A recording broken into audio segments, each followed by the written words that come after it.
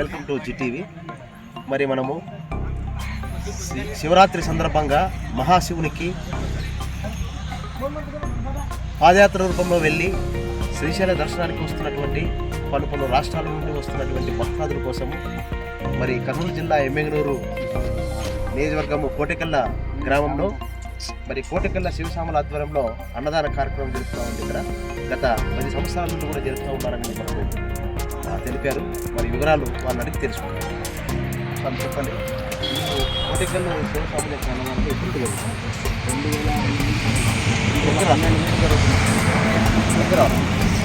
2012 జరుగుతుంది.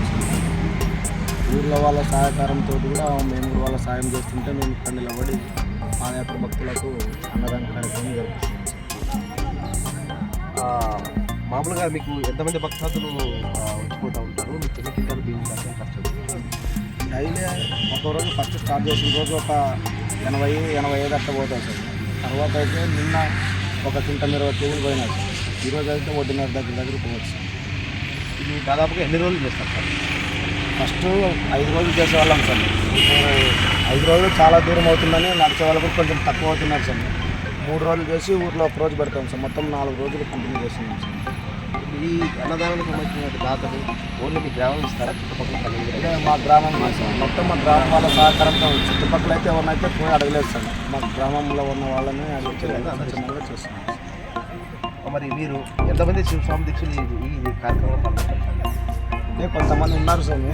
అప్పుడు ఇక్కడ నుంటే ఇరుముడు కట్టుకుని పాదయాత్రగా బయలుదేరినారు. ఇక్కడ ఉన్న వాళ్ళ స్వాములు అయితే వీళ్ళు చేస్తున్నారు స్వామి. ఊర్లో వాళ్ళు కూడా భక్తులు కూడా వచ్చి దాని గురించి వచ్చి మామూలు సేవ చేసుకుంటున్నామని చెప్పి వాళ్ళు కూడా వచ్చి చేసుకుని పోతున్నారు సార్.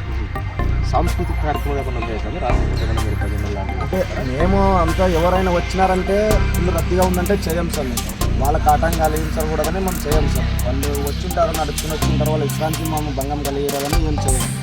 ఎవరు లేరు మేము ఒక్కటే ఉన్నామంటే చేసుకుంటాం సార్. ఇప్పుడు భజన చేసేయండి. సరే, ఈ కార్యక్రమం మీరు అయిపోయిన తర్వాత దీని యొక్క మిగిలిన బియ్యాన్ని బస్తాలు కనుక ఏం చేస్తారు?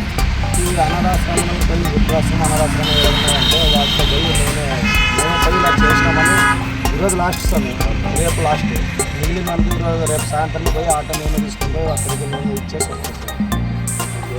మళ్ళీ కంటిన్యూ ఈ కార్యక్రమం మీరు నేను ముందులో ఇదండి.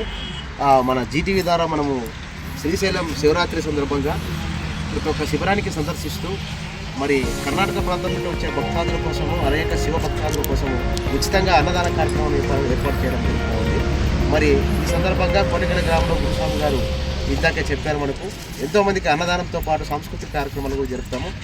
ఈ అన్నదాన కార్యక్రమం అయిపోయిన తర్వాత కూడా ఏవైతే బియ్యం అలాంటివి మిగులుతాయో వాటిని కూడా అనాథాశ్రమాలకు కూడా తరలించి వాళ్ళకు కూడా సేవ చేస్తామని తెలుస్తున్నారు. ఇలాంటి మంచి మహత్తర కార్యక్రమాలు కూడా జరగాలని, ఎంతో అద్భుతంగా జరగాలని జీటీవీ తరఫున మనస్ఫూర్తిగా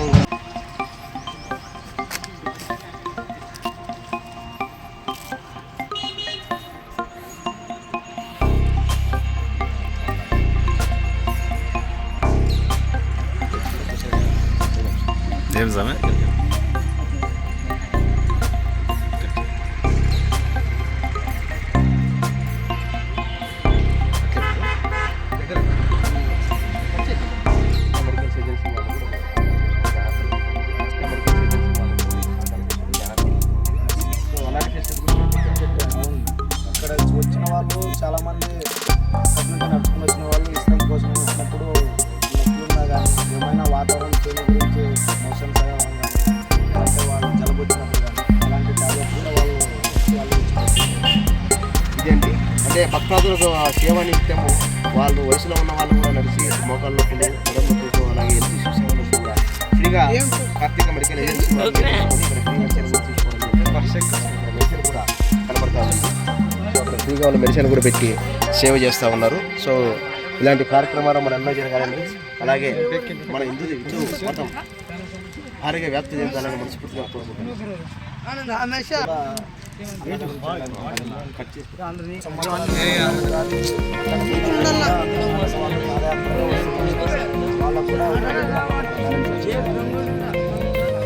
ఇదండి. అంటే మనకు శివరాత్రి సందర్భమే కాకుండా తెలుగు నూతన సంవత్సరం ఉగాది హిందూ మతంలో ఉంటుంది కాబట్టి దాన్ని కూడా వీళ్ళు బృహత్తరంగా తీసుకొని ఇక్కడ నిలిచినట్టు భక్తులకు కూడా ఆ టైంలో కూడా ఉచితంగా భోజనాల సౌకర్యం కల్పిస్తామని మన ఉత్సవం వారు తెలియజేశారు. ఏమైనా మన సిద్ధరాం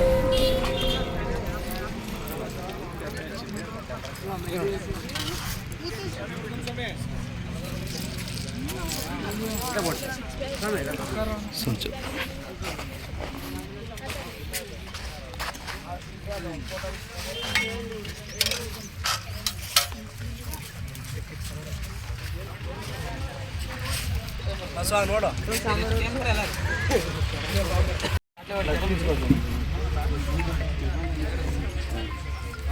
ఆయన చేసినది